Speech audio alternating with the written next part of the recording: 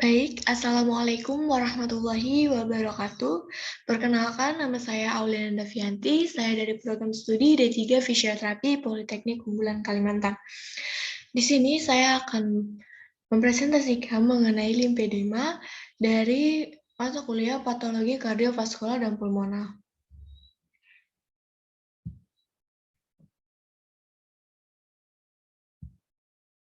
Baik, di sini yang akan saya bahas itu ada 6 outline. Yang pertama ada definisi dari limfedema, yang kedua ada etiologi, manifestasi klinis, patofisiologi, pencegahan, dan juga komplikasi dari limfedema. Yang pertama, mari kita masuk ke definisi dari limfedema. Di sini, definisi dari limfedema yaitu penyakit obstruksi limfatik adalah kondisi ketika terdapat sumbatan pada sistem limfatik tubuh. Jadi, limfedema ini merupakan penyakit obstruksi limfatik, kondisi sumbatan pada sistem limfatik tubuh, sehingga menyebabkan pembengkakan pada kaki ataupun juga pada tangan atau lengan. Kemudian kita masuk ke etiologi dari limfedema. Etiologi dari limfedema sendiri itu terbagi menjadi dua, yaitu limfedema primer dan juga limfedema sekunder. Yang pertama yaitu limfedema primer, yaitu suatu kondisi yang lebih jarang ditemukan yang terjadi jika pengidap lahir dengan kondisi sumbatan. Jadi limfedema primer ini itu terjadi karena faktor genetik dan juga faktor usia atau penyakit bawaan seperti penyakit Milroy, penyakit Mejian. Kemudian limfedema sekunder yaitu suatu kondisi yang umumnya merupakan komplikasi dari pengobatan penyakit kanker seperti mastektomi, pengangkatan payudara, dan radioterapi. Penyebab lain dari limfedema sekunder antara lain penyakit tumor, infeksi, atau cedera yang diakibatkan oleh suatu trauma. Kemudian kita masuk ke manifestasi klinis dari limfedema. Yang pertama, yaitu ada pembengkakan pada lengan dan juga pada kaki. Kemudian yang kedua, ada demam dan juga meriang. Yang ketiga, kesulitan bergerak dan peradangan di kelenjar limfe. Jadi, karena tangan ataupun kakinya bengkak, keduanya ataupun cuma salah satunya itu bengkak, nah itu mengakibatkan kesulitan bergerak oleh pasien. Jadi, seseorang yang mengidap penyakit limfedema ini akan kesulitan dalam bergerak, berjalan, ataupun melakukan aktivitas karena adanya pembengkakan. Kemudian terbentuk luka dan fissuring pada kulit. Jadi untuk fissuring sendiri itu pecah-pecah pada kulit. Jadi tangannya atau kakinya itu permukaan kulitnya pecah-pecah dan juga kasar. Kemudian yang selanjutnya ada pengerasan dan penebalan kulit. Kemudian kita masuk ke patofisiologi dari limfedema. Untuk patofisiologinya itu dibagi menjadi dua proses, yaitu ketidakseimbangan antar produksi dan pengeluaran limfa, dan juga yang satunya itu kerusakan jaringan. Yang pertama yaitu ketidakseimbangan antara produksi dan pengeluaran limfa. Ketidakseimbangan antara produksi limfa dan pengeluaran menjadi proses yang sangat penting pada patogenesis dan patofisiologi limfedema.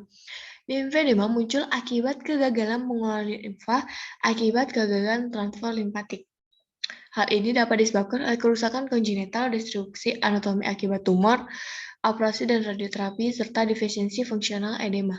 Muncul sebagai manifestasi klinis dari kegagalan transport tersebut. Edema piktin disebabkan oleh terkumpulnya cairan di ruang interstitial.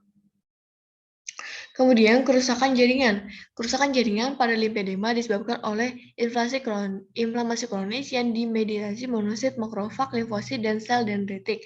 Kurangnya tekanan oksigen akibat cairan yang penuh protein, serta proliferensi jaringan stroma dan parenkim dengan peningkatan penyimpanan substansi pada matriks ekstraseluler. Selain itu, kerusakan yang terus-menerus dapat menyebabkan kegagalan kapasitas transform limfatik. Hal ini lama-kelamaan akan menyebabkan penebalan jaringan kutan serta hipersaturasi, fibrosis, dan peningkatan jaringan adiposa, subfasial, dan jaringan subkutan yang patologis. Hal ini menyebabkan limfangitis serta kerusakan kulit pada pasien limfedema. Edema yang terjadi juga berubah dari edema pitting menjadi non-pitting. Hal ini menandakan bahwa limfedema sudah berada di stadium akhir. Edema dan limfangitis yang terjadi menyebabkan mobilitas pasien berkurang. Hal ini menyebabkan ketidaknyamanan serta rasa berat pada tungkai bawah. Kemudian untuk pencegahannya itu yang pertama ada menggerakkan kaki atau lengan melalui olahraga ringan selama 4 sampai 6 minggu bila baru saja melakukan operasi pengangkatan kelenjar getah bening. Jadi untuk olahraga sendiri itu sangat penting untuk dilakukan oleh setiap orang, yaitu untuk juga mencegah terjadinya limfedema ataupun juga edema. Kemudian menjaga berat badan ideal. Jadi salah satu faktor resiko dari limfedema sendiri yaitu adalah obesitas. Jadi untuk mencegah terjadi obesitas, kita harus menjaga pola makan dan juga menjaga pola makan agar tetap seimbang dan juga ideal tubuhnya. Terakhir itu mengenakan pakaian longgar agar aliran darah dan cairan limfa tetap lancar. Jadi menggunakan menggunakan pakaian yang ketat juga dapat menjadi salah satu faktor resiko terjadinya lipedema. Kemudian kita masuk ke komplikasi. Yang pertama yaitu infeksi, misalnya selulitis, infeksi pada kulit, dan limfangitis, infeksi pada pembuluh limfa. Limfangiosarkoma yaitu kanker jaringan lunak yang jarang terjadi, tetapi risiko terjadi pada penderita limfedema. Kemudian yang terakhir ada deep vein thrombosis, yaitu penggumpalan darah pada pembuluh darah vena, khususnya paha, betis, ataupun lengan atas. Kemudian, ini daftar pustakanya. Terima kasih. Mungkin hanya itu yang dapat saya sampaikan. Saya akhiri. Wassalamualaikum warahmatullahi wabarakatuh.